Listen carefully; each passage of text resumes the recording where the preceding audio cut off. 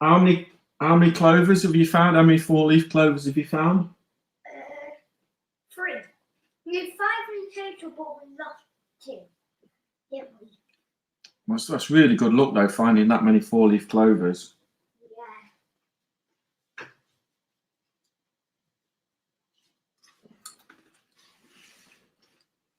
You're going to look again when we go out again. Yeah. Look, there you are. Yeah. Yours being streamed. Ask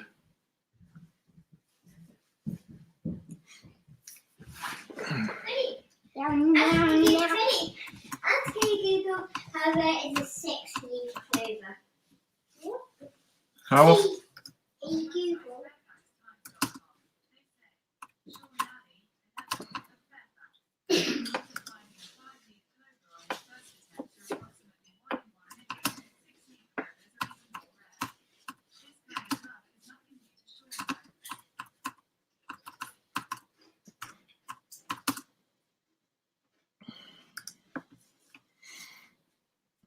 Yeah, so we found 4-leaf clovers yesterday. 4 4-leaf clovers we found yesterday, and 1 5-leaf. Hello, sir. Hello, hello. What's the weather like in Cornwall?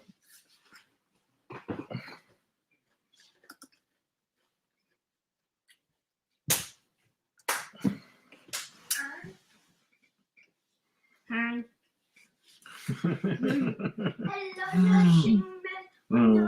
Finding 4-leaf clovers. So they've got 2 people on today, so I thought I would talk to you about an issue that I had. I bought this, and it turns out I got it off eBay. Got it off a seller on eBay, and it turns out that it is fake. It's a fake. Okay, and the only way that you can tell that it's a fake is because, well, there's a couple of other tells, but basically it's too thick. So the real one, I've had a real one in the past, but it's just over 11 mil.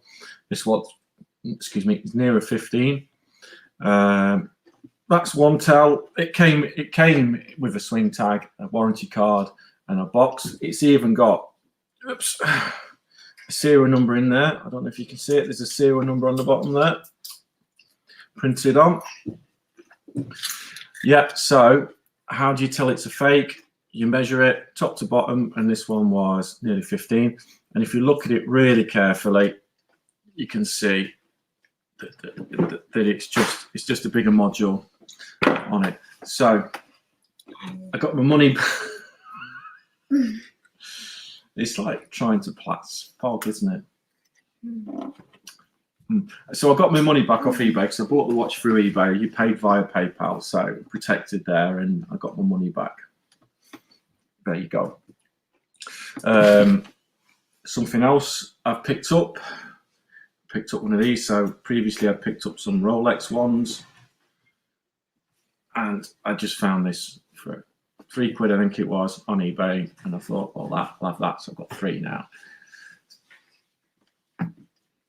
Also picked up that the other day, which is the Christopher Ward Sealander GMT. Yeah, so that's that. And I'm wearing today, I'm wearing a Tudor. So would anybody wish to join me on the live stream? So what I can do is I can invite people. So what I do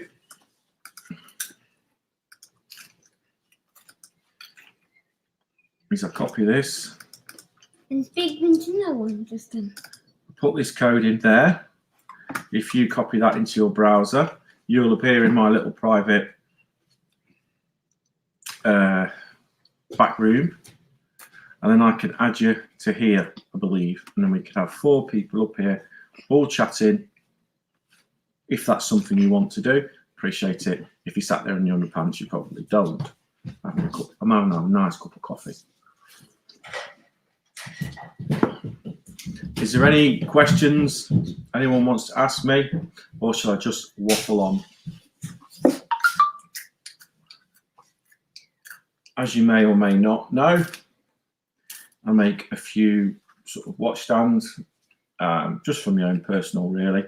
I've tried to sell a few on eBay, but they don't really sell. So this is made out of a bit of old garden furniture. It's quite a nice wood, actually, and 2 logs glued together with a nice rusty screw. The rusty screw was already installed in the piece of wood, so it came in handy. So that's one. And this is my other personal. This is another favourite. So I collected a piece of driftwood. So this section here is driftwood, and this section here is a piece of tree, which should probably in nature be orientated like that. So I put a cut down there, cut there, cut there, and a cut there, glued the 2 together, and that is a watch stand, so you can display your watch stand. It's not my birthday till next week, mate. Not my birthday till next week. It's the wife's birthday today. She who must. Yeah, the Iron Maiden. It's her birthday today. God bless her. So she's gone out with the girlfriends to sit in someone's garden and have a bit of cake and champers probably. And yeah, so that's why I'm home alone, messing about. Let's put a light on.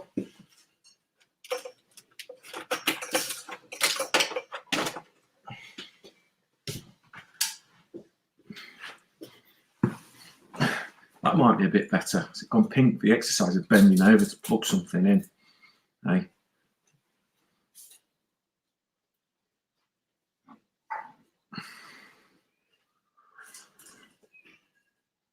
What's everyone doing today? What are the 5 people doing apart from watching me? Should you be doing the preparation for your evening meal? Should you be gardening?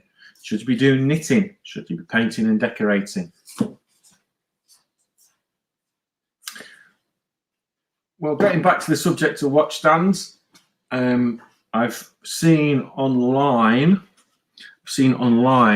a different design that I've never made before. So basically you have a flat piece of wood, and then you'll have 1, 2, 3 round things like that, and you will store your watch by placing it down over the round thing like that. So I might make up some of those. Should be fairly simple to make, so I might do that later on this afternoon after I've. You like Panerais? Yeah, I do quite like Panerais. I once had a Panerai homage on my channel. If you check my channel out, I had was it a Parnis, a Marine Minarat Militari or something like that. I once had it. It's been discontinued by Panerai by Parnis now, because I think they got into legal trouble because it was a bit too accurate. So it was a bordering on the fake as sort of thing. It didn't actually say Panerai on it, but it said everything else. Anyway, I sold that on, yeah, because I didn't really wear it very often. But if you check out Time in the UK YouTube channel, check out the videos, and you will, yeah, you'll come across the video there if that's something you want to check out. I do like Panerais, quite big, quite chunky, definitely a statement piece. You know, today I'm wearing something a bit more traditional. Oops. My personal favourite, of course, is Tudors. I quite like Tudors. I suppose that, sorry about that. I suppose that I'm the same as everyone else in that, you know, it's not really a massively original thing to do is to like Tudors, is it? Again, if anyone wants to join me, cut and paste that link, the http:/StreamYard and all the other numbers into your browser.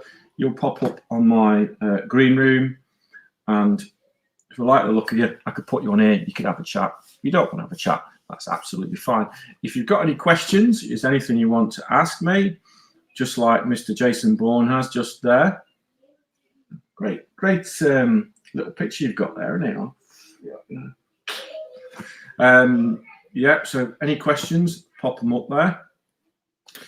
Anyone got any questions about this one? This one is, again, it's one of the later videos. I've just put a video out on the channel. This one is the Christopher Ward C63 Sealander.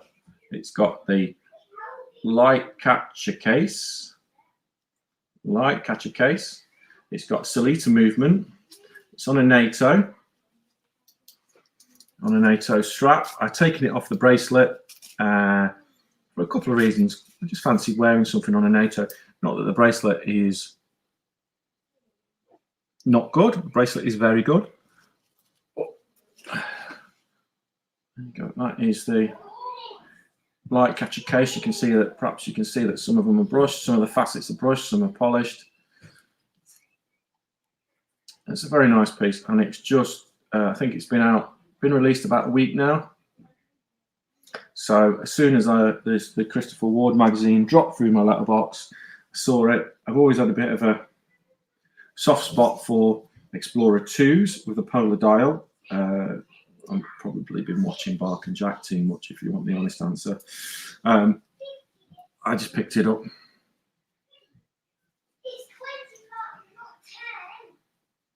If I could own 3 watches in my collection, which one would I keep? Well, I just so happen to have 3 Tudors. They're the 3 most expensive. So if I had to just keep 3 watches, they're the 3 that I would keep. I do have a few other nice pieces. Got a few nice Seikos. Got a Yima. A couple of Christopher Wards. I've quite like this one. This is a really nice watch, and it is not actually that expensive. This is a Sharky Monster by Heimdallr. It's got a red dial.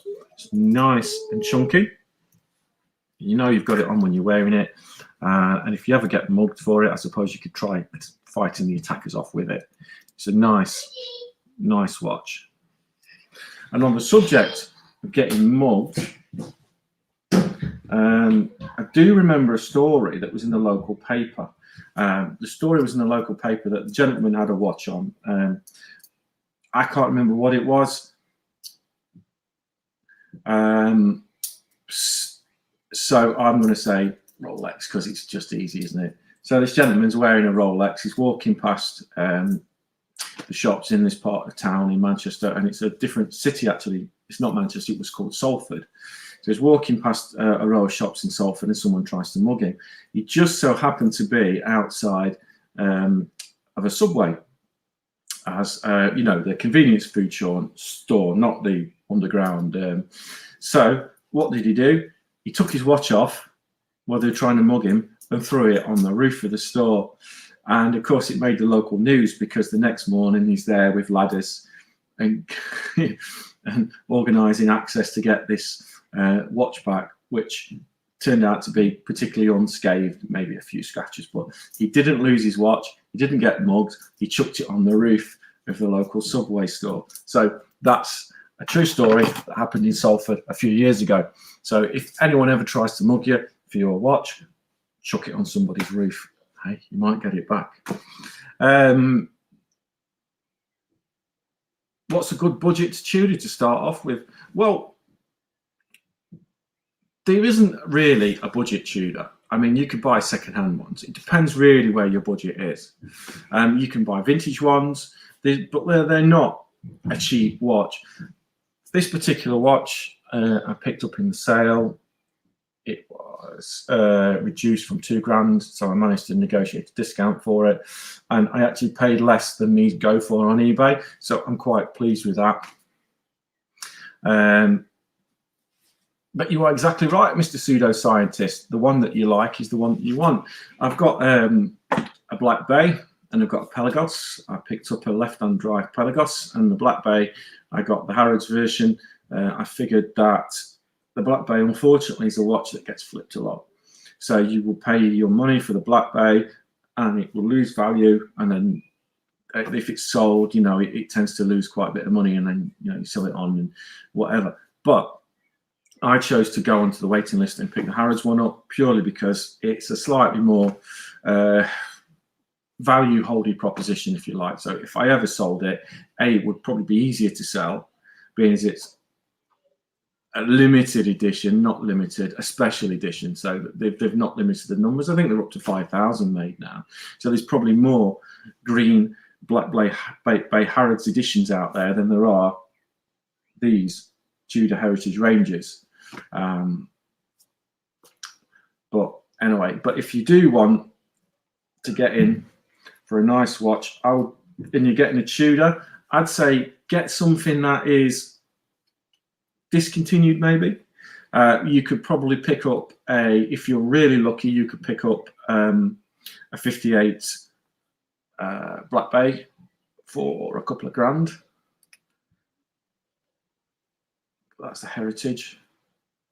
And you can see it's still got the stickers on. So if anyone, I've got some stickers on the clasp that I've not taken out, and I've also got a sticker on the back. I might leave that one there though.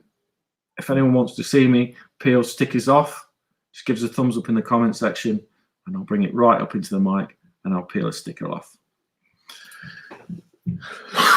And we've got a sticker there. I've never taken that sticker off actually off anything, so you know.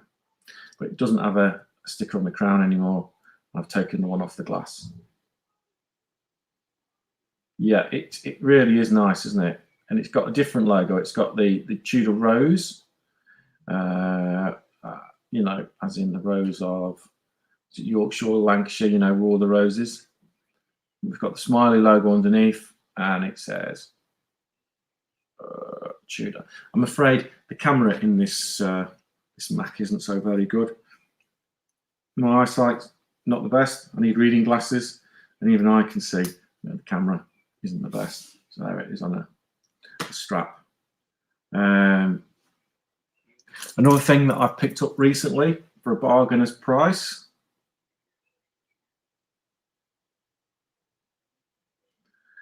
I got this off eBay. It's not something most people will think of because A, it's a quartz, and B, it's a rotary. But it's pretty good, well made. It's got a nice two-tone bezel on it, aluminium bezel. Obviously keeps good time. It's got a nice weight to it.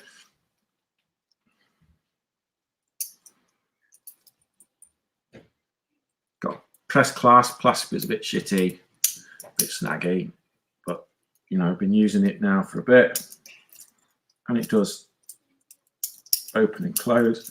It's 42 millimeters though, so when you're wearing it, it is ever so slightly on the chunky side.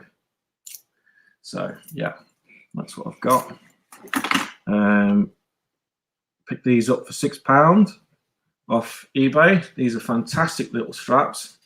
The guy that's selling them does them in a few different colours, blue, red, and like I say, I think I paid less, £7 maybe, £6 something posted off eBay. I posted a link for what it's worth in the comment section. Someone asked me of my Christopher Ward video, and I put it on the Christopher Ward because it's got quick release pins. It's pretty straightforward to put on, so I popped that on there and put it in the video, and a few people have asked me where I got that strap from. So it's eBay. He's only got a couple left, so if you do want a really soft, comfortable leather strap, super cheap, maybe that's the one for you. So check out the Christopher Ward video that I previously put on. Casio G-Shock Frogman seems to be very rare. I'm not overly familiar with my Casios, I'll be honest with you. I'm not really into the really chunky ones because, do you remember the kids' cartoon show Ben 10? You know, the Ben 10 watch. So I don't really. I can see why people would like them. I've got a few Casios, you know, like the Baby G and stuff like that. I've got the even smaller version, which is the Casio, not a G-Shock. It's the one just before it becomes a G-Shock. So I've got one of those. The nice orange strap, quite like that.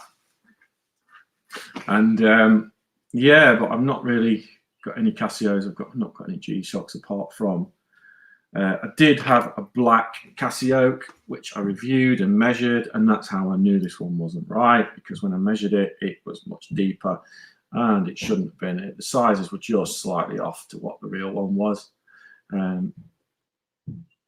But, you know, maybe I'll wear it to work.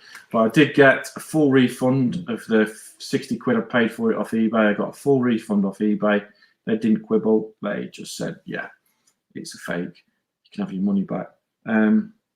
Interesting thing about fakes is if you ever buy anything from Amazon or eBay and it's fake, like set an iPod, AirPods, or you buy an iPhone or something that says it's like a charger for an Apple, and you get it and it's not real. You first off, you just have to ring them up and say, look, this is a fake. But they might say to you, well, post it back to the supplier. It's, you know, but you shouldn't, because if you post that back to the supplier, what's the supplier going to do with his fake G-Shock or his fake Apple like earpieces or whatever? He's going to sell them again, isn't he? He's going to sell them on to somebody else. So I personally think I wouldn't, if I knew I've got something fake, which I have, I wouldn't send it back to be resold. I would, you know, just put a complaint in, get a refund, and destroy the fucking thing. So that's probably what I'm going to do with this. I'm probably going to get another Casio. I'm going to do a real side by side. Have a look at the tins and the labels and stuff like that, so you can really see where it's been faked and stuff. And then I'll probably give it a Viking funeral. I'm afraid I don't know anyone with a machine gun, so we can't shoot it, but we might be able to do something with a bit of explosive power or a bit of flames or something like that, dispose of it in a Viking manner. So that's probably what I'm going to do with this. Might wear it for a bit though and bash it about at work.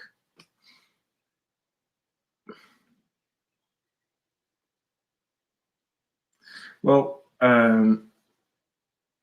you're quite right. I mean, fashions do change. I mean, what's popular now won't be popular in 20 years' time. And if you're a better man than me, if you can predict that, but I think you'll find that there's some things that just won't go out of fashion. It might be a bit less popular, but your Rolexes, they're always going to be desirable. Whether or not they're going to be the same price point is another matter. And again, for some of your classic, less risque pieces, they're probably not going to go out of fashion. But maybe these will go out of fashion, you know, big chunky G-Shocks. Maybe everyone will start wanting a thin sort of 35mm dress watch again, like they did in the 1940s. I don't know. Maybe quartz will be the thing. Maybe it will just all be smartwatches.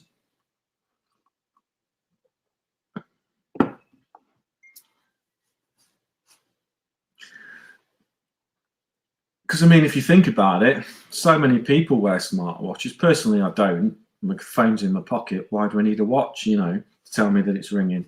My phone's got a step counter on it. I know how many steps I've done. So I just use my phone for that. 2 years ago, I probably didn't even wear a watch because I got the phone. Wanted to know the time, look on the phone. But I've just taken to wearing watches in recent years and really enjoying it. So, but I've had watches for a few years now. Obviously, I didn't tend to wear them all the time. I tended to sort of keep them as best. I started out with watches in the 1990s. So I don't know if anybody remembers the Animal surf watches. I mean, I've got two upstairs. I've got a nice big chunky one, and I've got a smaller W001, which is one of the first ones ever made. Unfortunately, the little quartz motor in the back has gone, so it needs to have that changed. So, but it's whether or not I want to send it back to Animal and pay 80 quid to have a motor changed in the back of a watch that's probably not even worth 80 quid. But it kind of is to me, because it's my watch that I've had for that long and it's all scuffed up and banged up. So I'm a bit of a fan of the Animal watches. I believe there was a gentleman who was collecting the entire Animal range, and the number of watches that they made was fantastic. They had some amazing variations and amazing series. But I suspect he's actually sold them all. And the reason for that is I went on to eBay a few weeks ago and typed in animal watches, and the list was fantastic. Masses and masses of animal watches, like in great condition. So I've kind of figured some collector somewhere has just decided that these are never going up in value and they're always going to be worth buttons and no one's ever going to collect them, and let's just get rid of these things while they're getting rid of good. You know, maybe needed a few quid due to work or something like that. But I mean, I can imagine if you've got 300-400 animal watches and they're all going for 50 quid, it's all going to add up, isn't it? You know.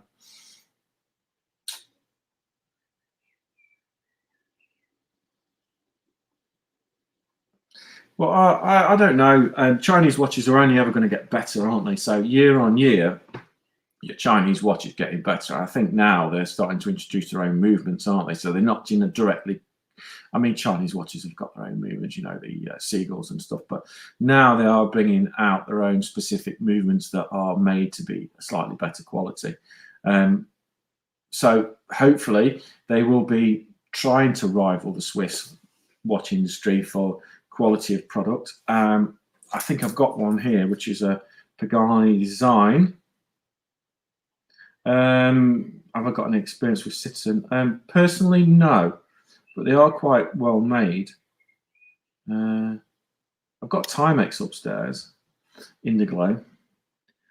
Citizen are big in the UK, probably not in the US. But if you're in the US, if everyone's in the UK or the US. But anyway, this Pagani is supposed to be, I forget the reference now, but I believe it's what they would call the premium Pagani, because they've taken a little bit more time with the detailing. They've taken a little bit more time on the QC. You know, it's got the NH35 movement, and it was sold for a higher price point. So I traded this off one of my fellow YouTubers. Yeah, so it's a really nice watch. 60-click bezel. Bezel action is fine. It's a 60-click though, so a little bit bouncy. You want 120-click if you just want a really, really nice bezel. You're going to need 120-click. Simple as that. I don't have any 120-click bezels here.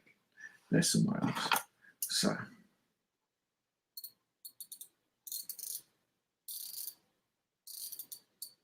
Yeah, I do like ceramic bezel inserts. I've noticed that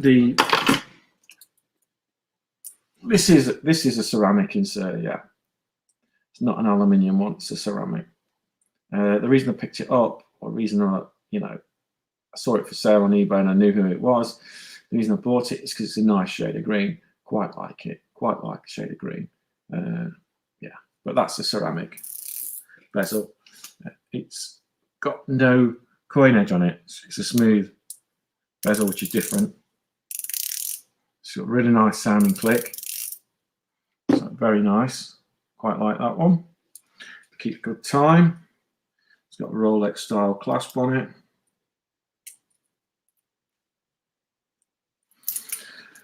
What's the best bargain I've had on eBay? That's a tricky one to answer, actually, because you don't always get bargains on eBay. I picked up a Rado watch from Mumbai. It was one of the Mumbai watches, so yeah. And it's got a little anchor on the dial that turns round as you move the watch, on the little Rado logo, which is quite interesting. It's obviously a reconditioned thing, and I think it's been recased. It's got some sharp edges underneath, and it's on a cheap rubber leather bracelet. But that was pretty cheap, so a bit bargainous. I don't much wear it though. I think the best bargain I've had recently was probably, there's a company called Diporo Village, which is like Decathlon. It's a sports shop in Spain. And they had a sale on, and I got myself a genuine Casio GA2100. It was navy blue with grey markers and sort of like a light grey hands. Very distinctive. Did a video about it. It's in the history. It's in one of the videos. I think I gave 50 quid for it in the sale. So that was a pretty good deal. Took about 2 months to turn up because they'd obviously run out of stock, and they'd obviously this was at the time when the Casios were just coming out and everyone was hot for them. Yeah, so it took a while to turn up, but they did. They honoured the order and they honoured the price, and that came. eBay, I've had a few watches for £40 or £50, but they've not been massive bargains, because when you want to turn them around and sell them again, you're only getting £40 or £50. You know, I've never bought anything from anywhere like eBay that's turned out to be worth 7, 8, 9 times what I paid for it. It's just never happened for me. Has anyone on here had any bargains on eBay? Has anyone on here paid £5, £10 for something that's possibly been misspelt, misadvertised, and worth a lot more than they paid for it?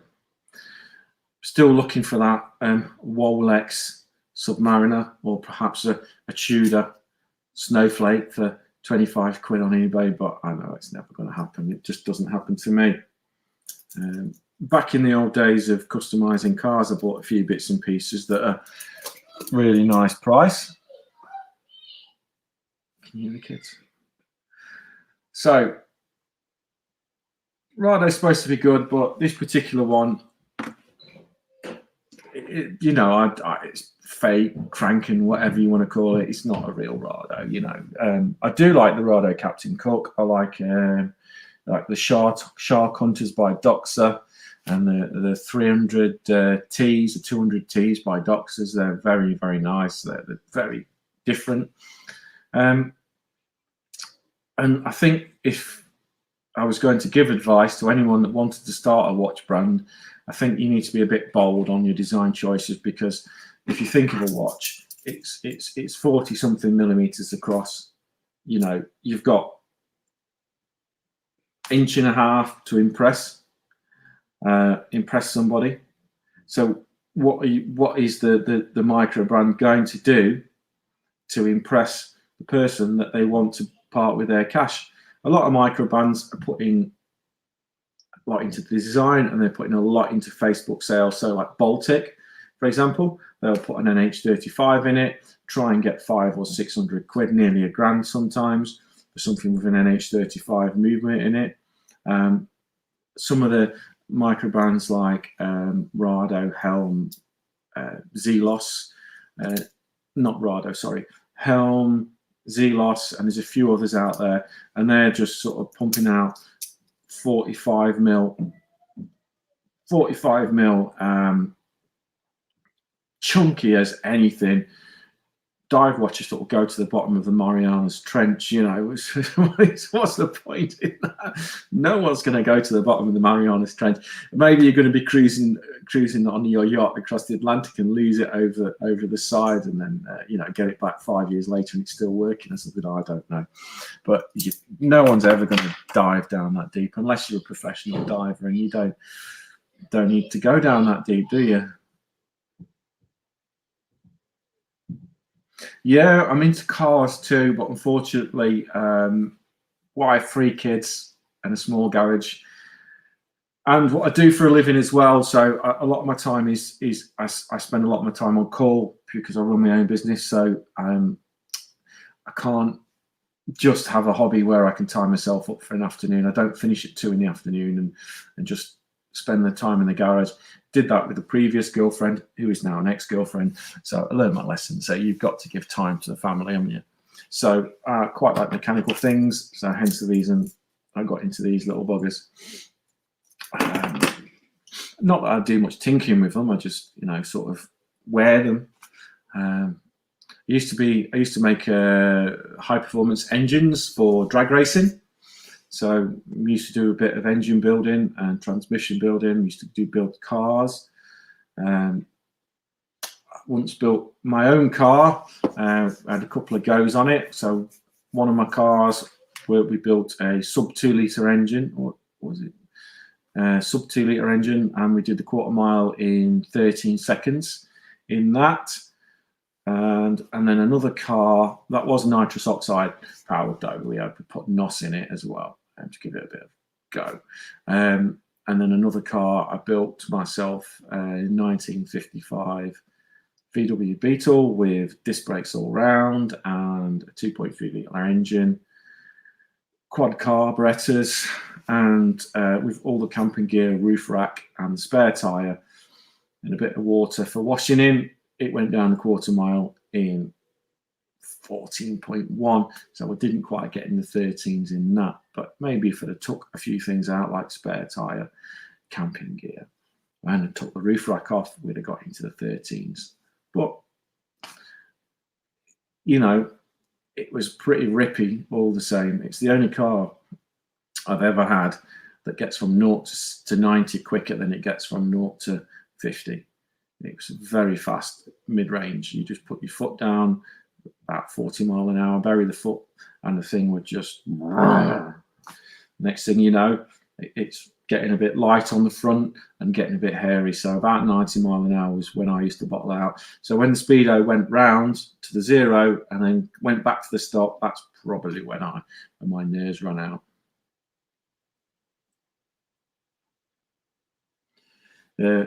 Air-cooled VW Beetles was my thing. I used to love air-cooled VWs, you know, campers, Beetles, that sort of thing. Used to love repairing them. I've taken them completely apart, nuts and bolts, welded new floors, root sills, everything in, fully rebuilt engines, replaced gearboxes, built gearboxes. Yeah, so yeah, the pride and joy was a 1954 Beetle, right-hand drive. Yeah, that was what I used to like. Take it racing and go to bug jam and all that sort of stuff in my younger days. But alas, no more. I think when you get into a car and you have to drive it with ear defenders on because the damn thing's so noisy and the engine's solid mounted, you've got a roll cage on it and you're driving along with ear muffs, ear defenders. No stereo or anything like that because it's just too noisy. And the wife now, she was the girlfriend at the time, said, "Don't like that Hitler car," you know, because it was a black oval Beetle with a little round window in the back, and it had an iron cross in the back window. So, you know.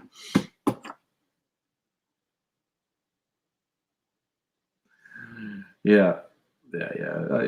I mean, we had it on the dyno, and it dynoed up, and we were definitely hitting near 200 brake.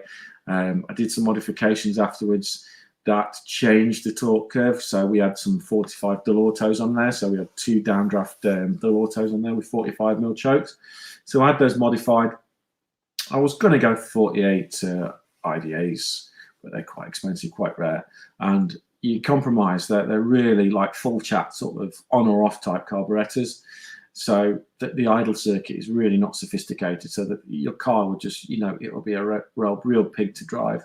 And it'll be popping, banging, spitting, and smelling of petrol as you drive down the road, you know. But you give the loud pedal a push and the thing will just wake up and it will just rip. But the dual autos, you could drive around town a bit easier. It was a bit more mild-mannered around town. It was what I wanted, really. It was hard enough driving the thing with set disc brakes all around with no servo. So you pretty much have to stand on the brake, and then the clutch. The clutch was a stage 3 clutch, so kind of like it was a bit like sitting in one of those weight machines where you push. You have a big heavy weight and you push your foot away from you. But every time you press the clutch, it was like pushing on one of those. So you ended up like big heavy brake, big clutch to press. So it was hard work to drive in town, you know, in traffic. It wasn't fun. No, the Beetle isn't aerodynamic at all. One of the strange things about it is if you go fast enough, you get vacuum spots in strange places. So far as what people would do with the cars is to make them go faster, is they would lighten them. Because if you've got less weight and you're doing the quarter mile, you accelerate faster. So my mate who got into the 9s, actually, he got a 9.98 in his Beetle with turbocharger and nitrous oxide, that I used to work with. He lightened his car to such a degree that he took some inner skin out of the doors. So the doors were a lot thinner and a lot lighter. You could actually push the car with 2 fingers, it was that light.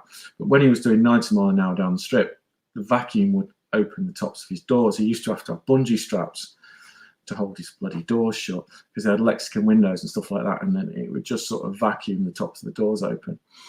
So he made his car, he set the gears so that you're basically changing up. So you've got the first, when you're on a drag strip, you've got your first quarter, your halfway mark, and then you've got the finish line. So it's chopped into 3.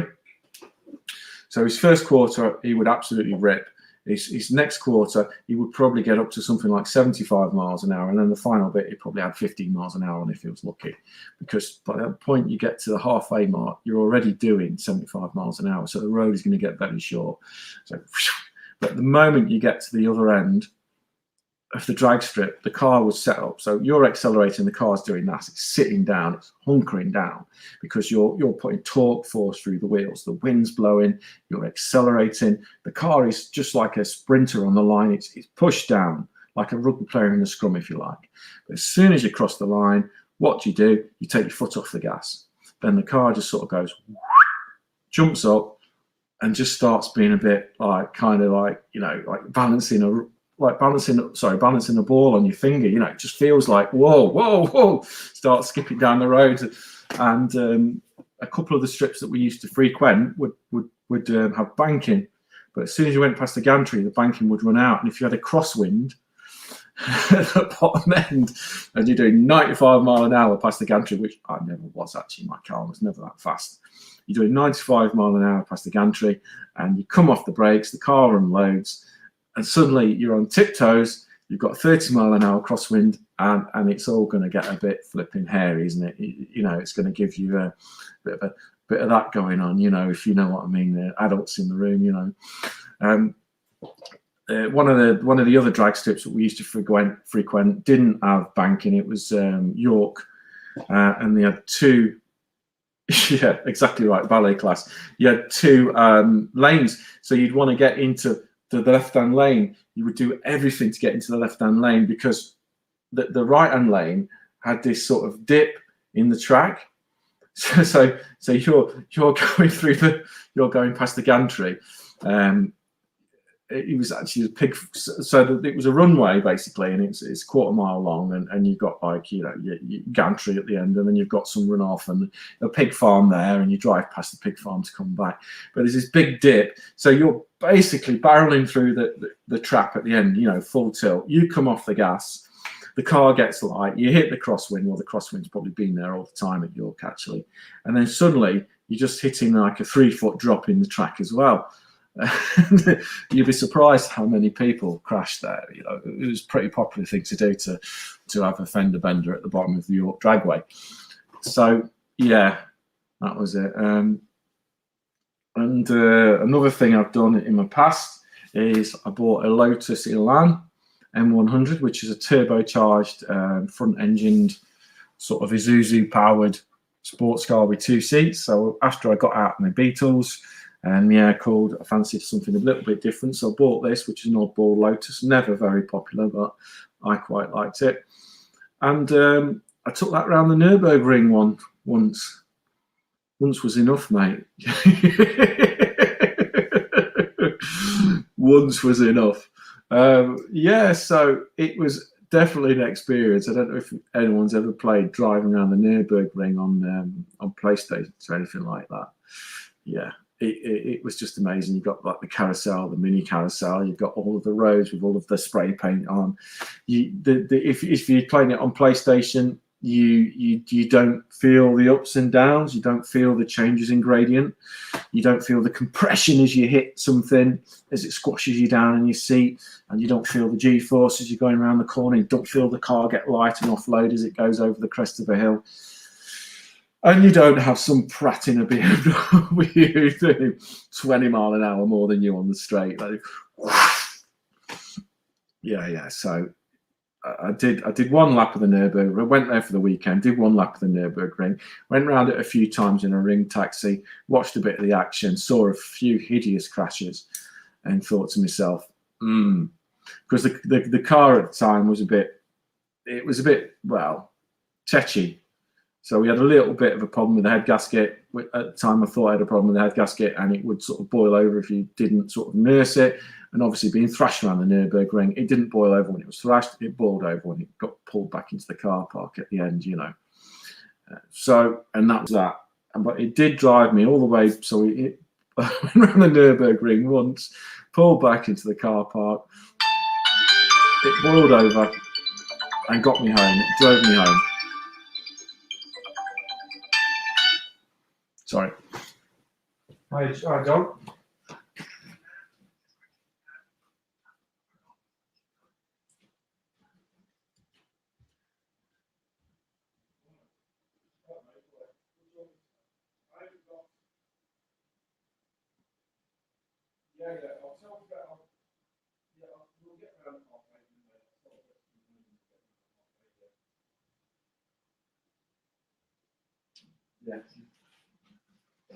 Yeah.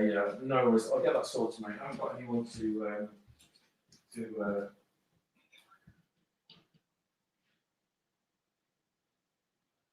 Yeah, you can do. I'm home with the kids, so if you want to later on, yes.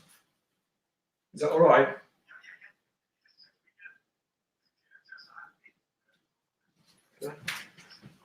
Yeah, will do, mate. I'll do that now, and I'll see you later on, mate. What time? Are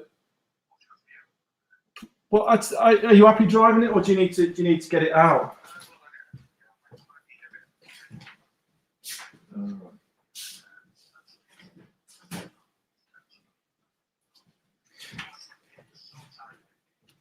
Yeah. Well, I mean, I don't mind, mate. I've got to bring the washing in anyway. It's raining up here, so yeah. But if you want to come and get me in about an hour's time, that'll be fine. Yeah, that'll be fine, mate. Will do, mate. I'll text the address through. All right. Cheers. Bye.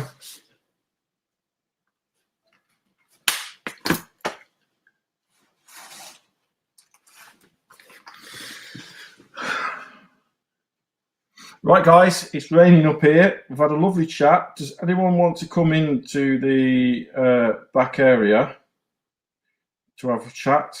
I can put you on the screen. You can have a chat with each other. All you will need to do, copy to clipboard.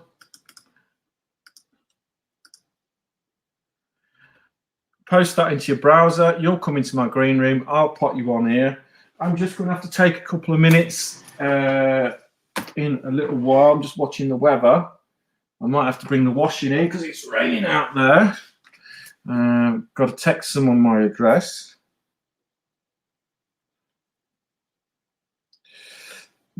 And I need to pick up a van that I've had repaired. My employee had a collision in his work van, which is nice. So we managed to get it fixed. But anyway,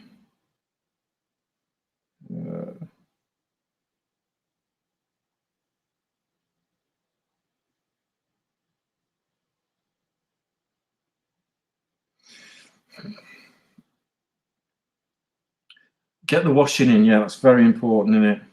Got to get the washing in. How's the weather down there? How's the weather in Cornwall?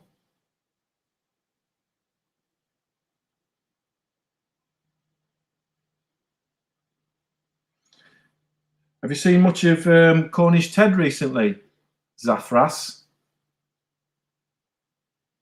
Have you seen much of Ted? I know he's managed to blag himself a few review pieces, hasn't he?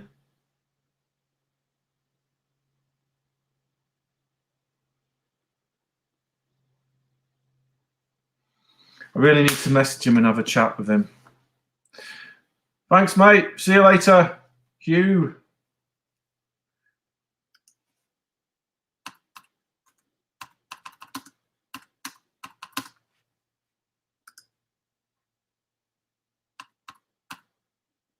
Oh, my typing.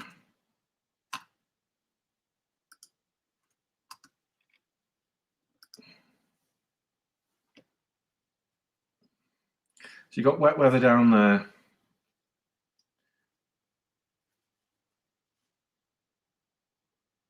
Yeah. I'm going to have to get the washing in, guys. Sorry. I might have to put a little bit of music on. Talk amongst yourselves,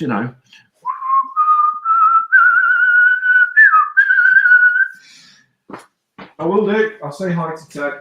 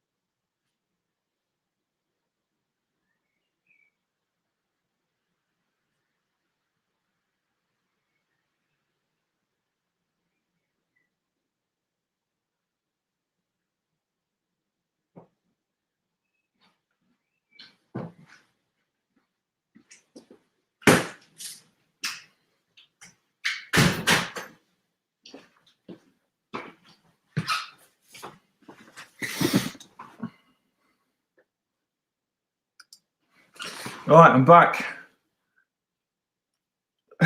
It's raining out there. It's spitting. It's spitting. Get the kids in. It's spitting.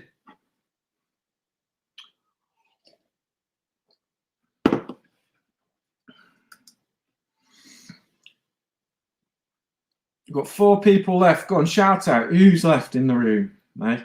Should I call this quits, or do you want to hear another story? What do you want to hear a story about? I've got a few good stories. I've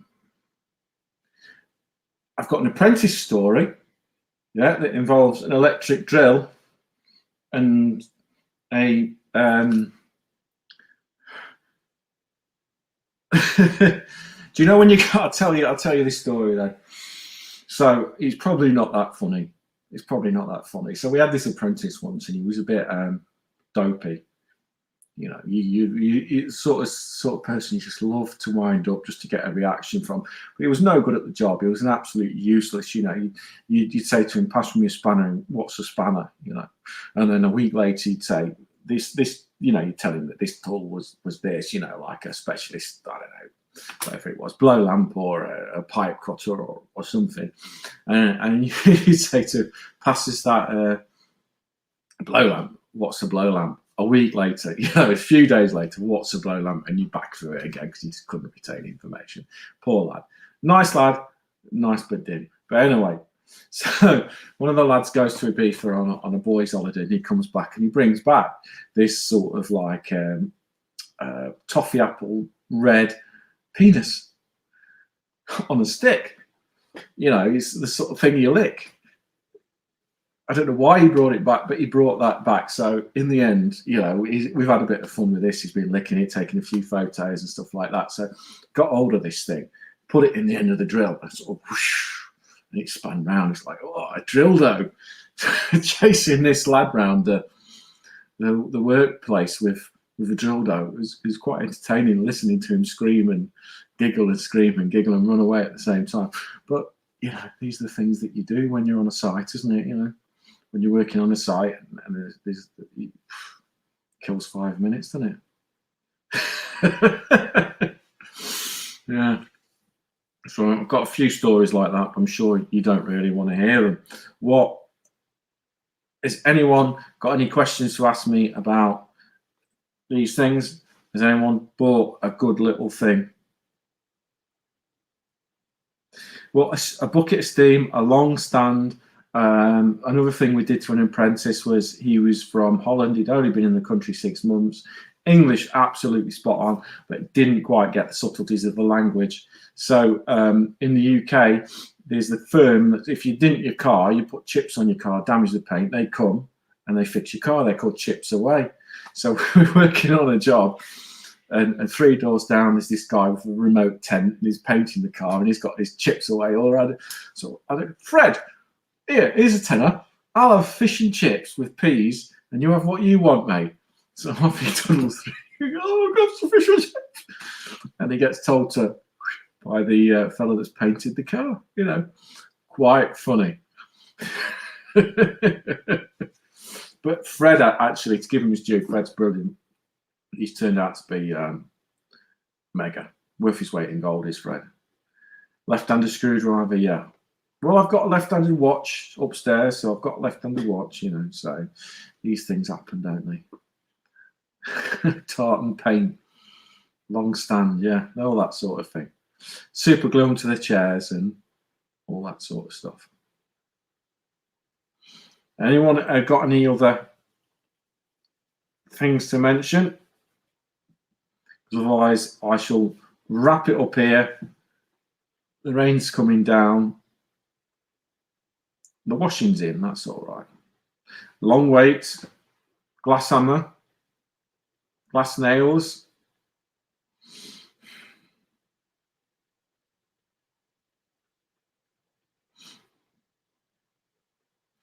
One story well, I won't tell you this story, but my dad told me this. Oh, I will tell you actually, because my dad told me this. So my dad worked at a building site, and in them days he used to go on a bike, and obviously, just for a joke, and just to piss him off, they lifted his bike up on the forklift truck, threaded it over a lamppost through the frame, and put it back down again. So at the end of the day, and I stood it back up and just left it there. So it looked like, you know, without looking really closely, it kind of like looked all right. So he gets to go home, and his bike's over a bloody lamppost. He can't go home on his bike. Genius, if you ask me.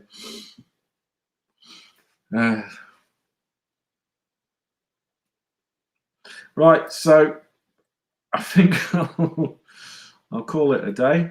And thanks very much for popping in. Thanks very much for checking out the live stream. And thanks for all the support to the channel over the last couple of years. I really appreciate all the people, you know, popping in and showing support. It's really good to get a bit of feedback. And I will probably message Ted Zafras. I will probably message Ted and Mr. Zippo. Thank you very much for coming. And I'll see you later. End of it now. Enjoy the rest of your weekend, guys. See you later. Thanks for popping by.